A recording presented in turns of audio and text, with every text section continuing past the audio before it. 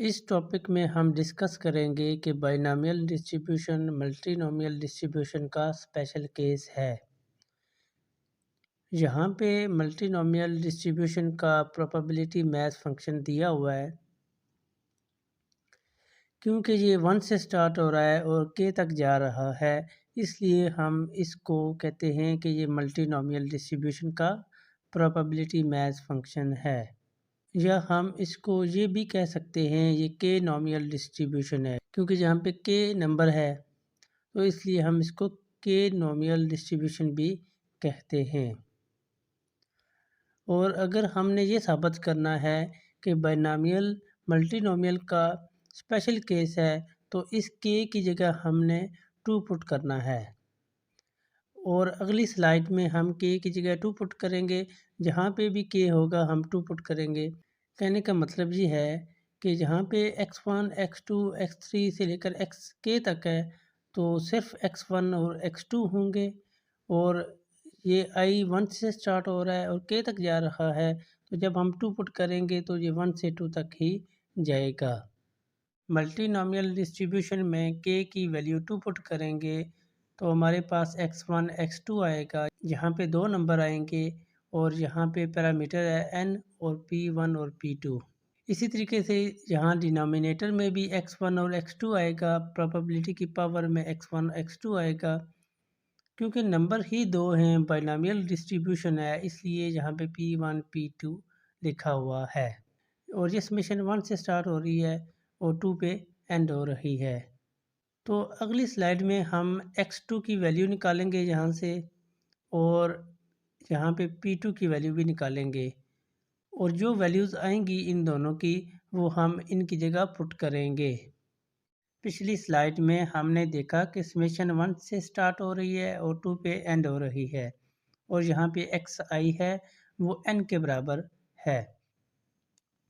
अब अगर हम i की जगह एक बार 1 पुट करेंगे, फिर 2 पुट करेंगे, 1 से लेकर 2 तक दोनों वैल्यूज़ i में पुट करेंगे और उनको जमा करेंगे, तो इस समेशन को ओपन किया हुआ है जहाँ पे x1 plus x2 is equal to n। अब यहाँ पे हम x2 की वैल्यू फाइंड करेंगे, तो ये किसके बराबर आएगी, x2 is equal to n minus x1।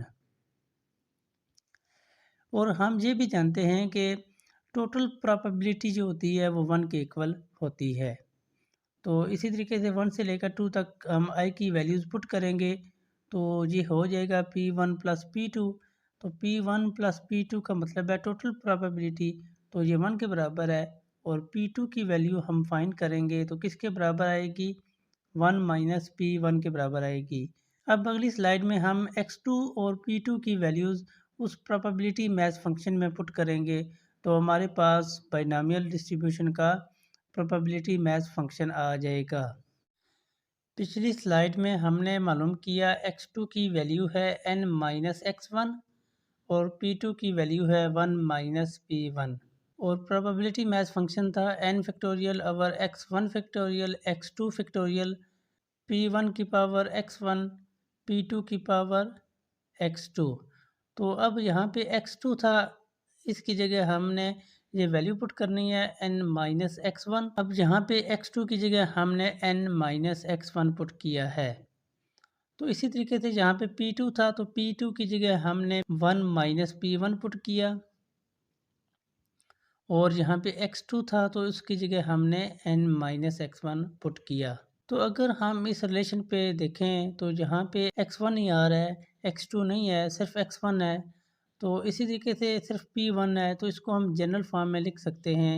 x1 की जगह सिर्फ x लिखेंगे और p1 की जगह सिर्फ p लिखेंगे। तो ये हमारे पास एक बाइनोमियल डिस्ट्रीब्यूशन का प्रोबेबिलिटी मैथ फंक्शन है। क्योंकि ये बाइनोमियल डिस्ट्रीब्यूशन का प्रोबेबिलिटी मैथ फंक्शन है, इसलिए हम कह सकते हैं कि बाइनोमियल मल्टीनोमियल डिस्ट्रीब्यूशन से निकली है, उसका स्पेशल केस है।